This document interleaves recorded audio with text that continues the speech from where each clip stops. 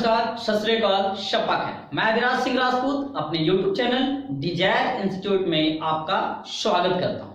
आज मैं इस वीडियो में त्रिभाषा सूत्र पर डिस्कस करूंगा। इसे इंग्लिश में थ्री लैंग्वेज पॉलिसी या फॉर्मूला कहा जाता है।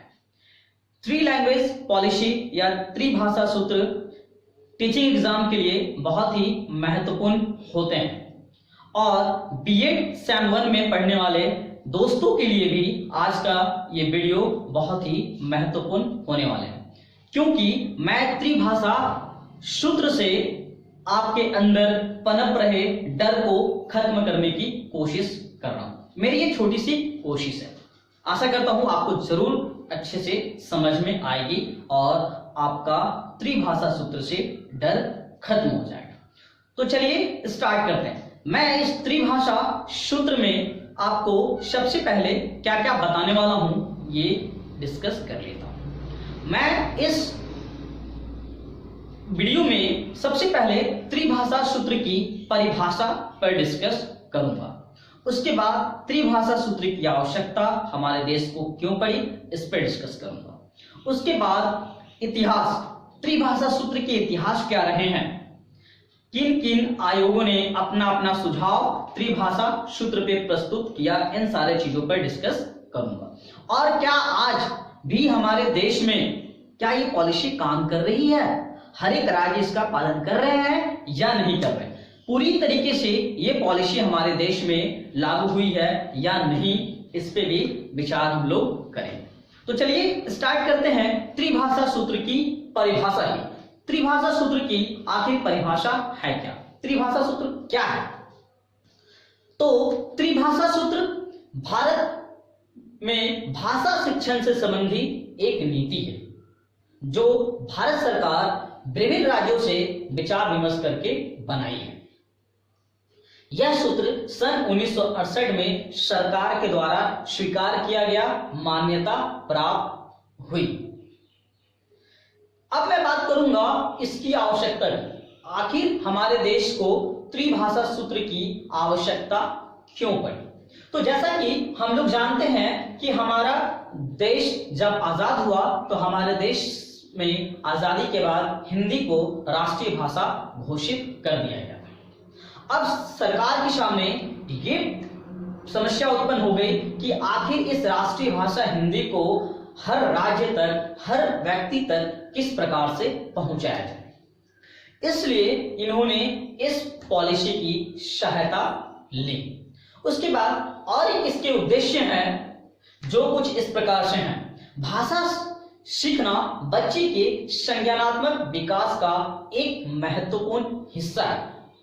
इसका प्राथमिक उद्देश्य बहुउद्देश्यता और राष्ट्रीय सद्भावना को बढ़ावा देना भी था।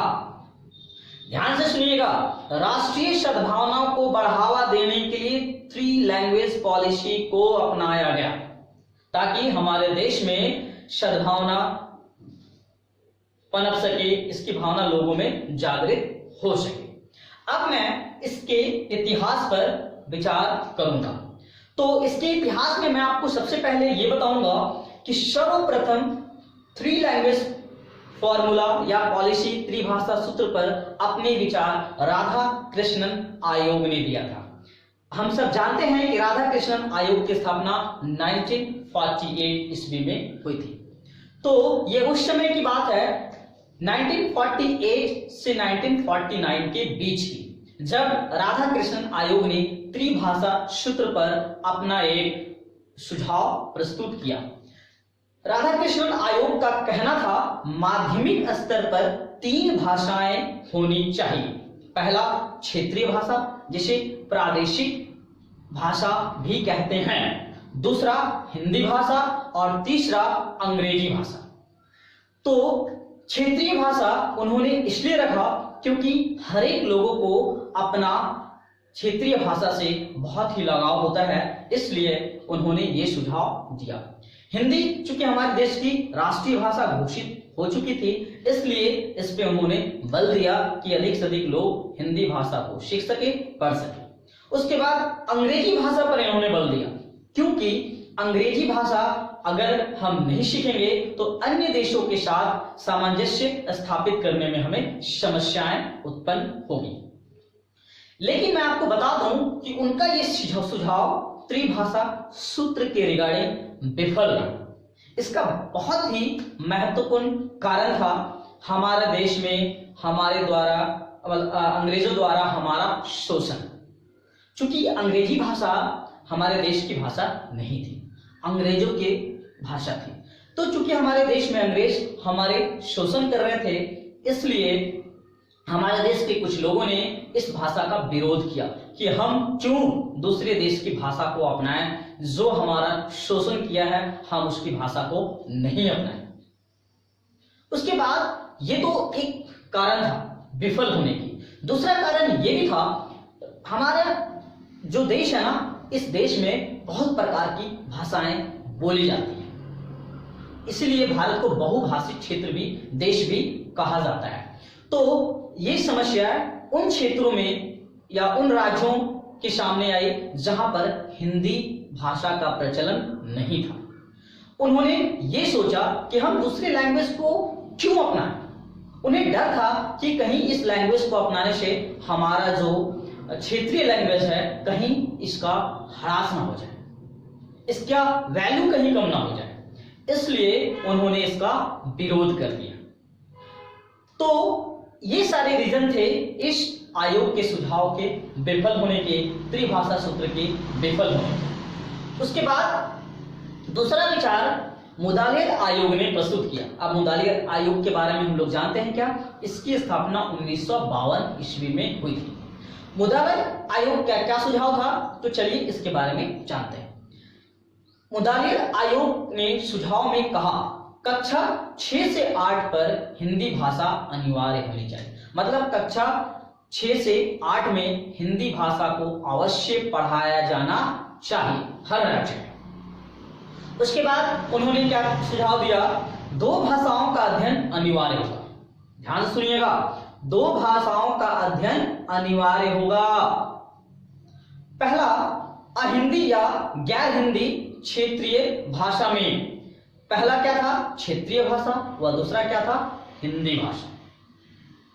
मतलब 2 भाषाओं का अध्ययन अनिवार्य। इसका मतलब क्या था कि हमको क्षेत्रीय भाषा तो सीखना ही है, उसके बाद साथ में हमको हिंदी भाषा भी सीखना है। अहिंदी क्षेत्रों में या गैर हिंदी। अहिंदी क्षेत्र का मतलब क्या होता है? वैसा क्षेत्र जहां पर हिंदी भाषा नहीं बोली जाती। तो उन क्षेत्रों को या उन राज्यों को हिंदी भाषा सीखना अनिवार्य होगा और उनका अपना जो क्षेत्रीय भाषा है उसे भी सीखना अनिवार्य होगा।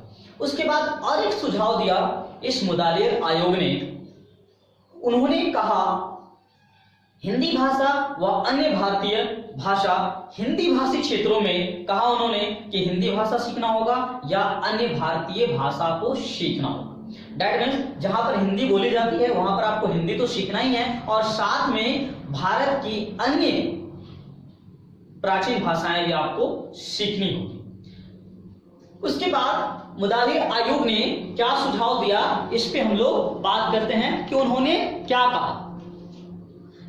तीसरा सुझाव उन्होंने दिया कक्षा 9 से 11 पर, कक्षा 9 से 11 पर हिंदी या अन्य दूसरी भाषा होनी चाहिए। मतलब कक्षा 9 से 11 में हिंदी तो सिखाया ही जाना चाहिए और इसके साथ ही साथ एक अन्य भाषा को भी सिखाना जरूरी हो गया। क्योंकि हिंदी हमारे देश की राष्ट्रीय भाषा थी, इसलिए इसको सिखाना अत्यंत महत्वपूर्ण साबित हुआ।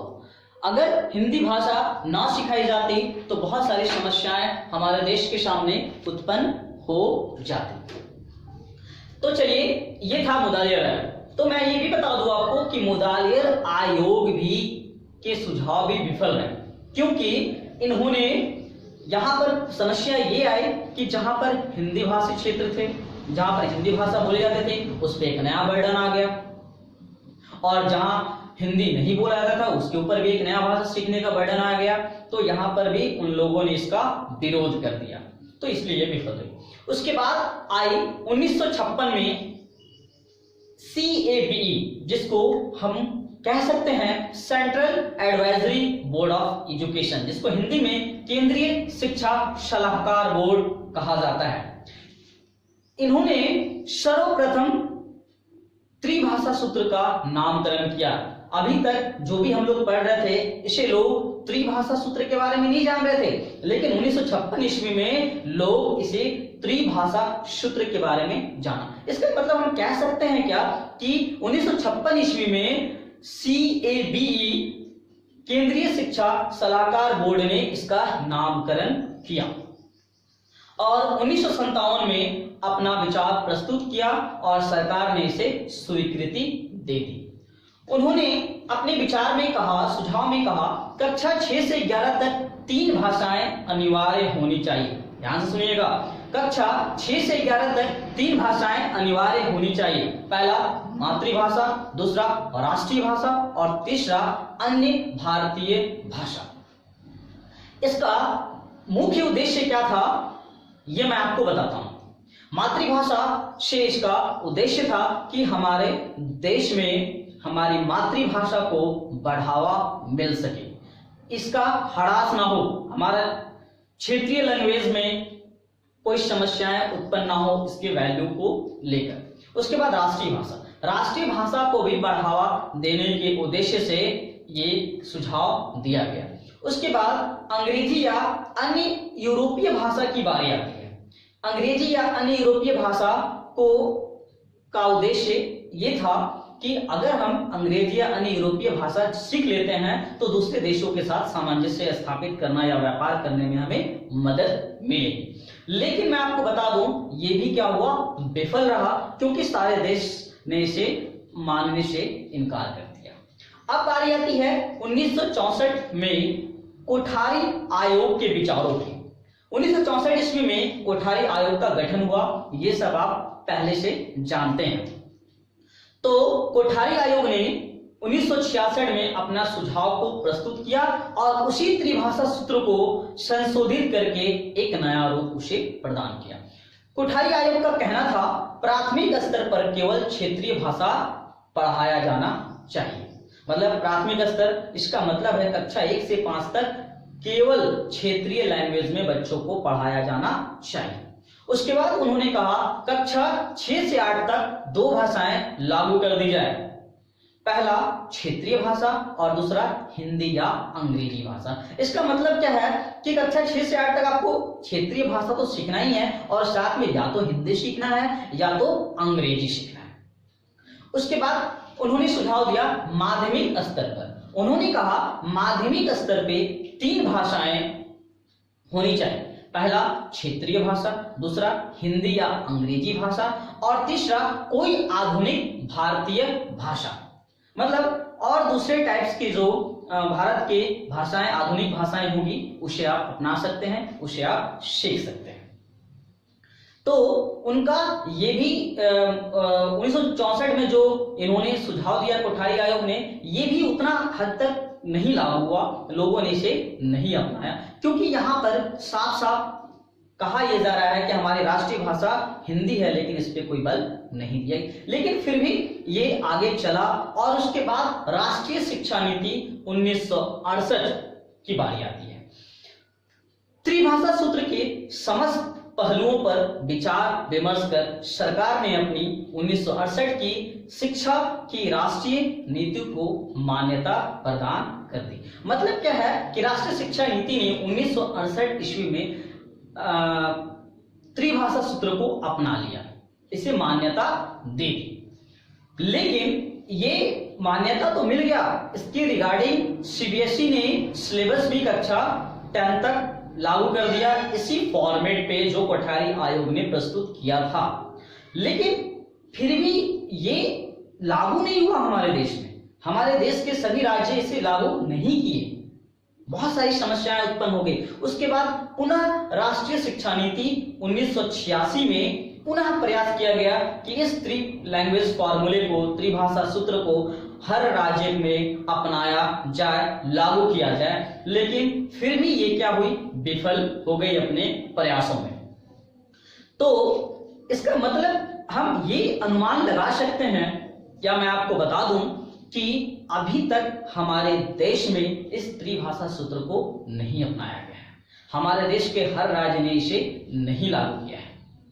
तो अभी तक वही समस्या हमारे सामने है, कौन सी भाषा हमारे लिए बहुत ज्यादा महत्वपूर्ण है, कौन सी भाषा नहीं है, क्या 3 लैंग्वेज फॉर्मूला हमारे लिए इंपॉर्टेंट है या नहीं है। इन सारी चीजों पर अभी तक समस्याएं चली रही है और आगे भी मुझे लगता है चलती रही। हो सकता है कि आगे कुछ ऐसे सुझाव प्रस्तुत हों जिससे कि हर देश में ये पॉलिसी को अपना लिया जाए। तो चलिए आज के लिए इतना ही। अगर मेरी ये वीडियो आपको अच्छी लगे तो इस एक लाइक जरूर कीजिएगा और अगर सब्सक्राइब नहीं किए हैं तो इसे सब्सक्राइब जरूर कीजिएगा। और मेरा ये वीडियो आपको अच्छा लगे तो कमेंट देकर जरूर बताइएगा ताकि मैं आपके लिए और भी अच्छी अच्छी वीडियो लाकर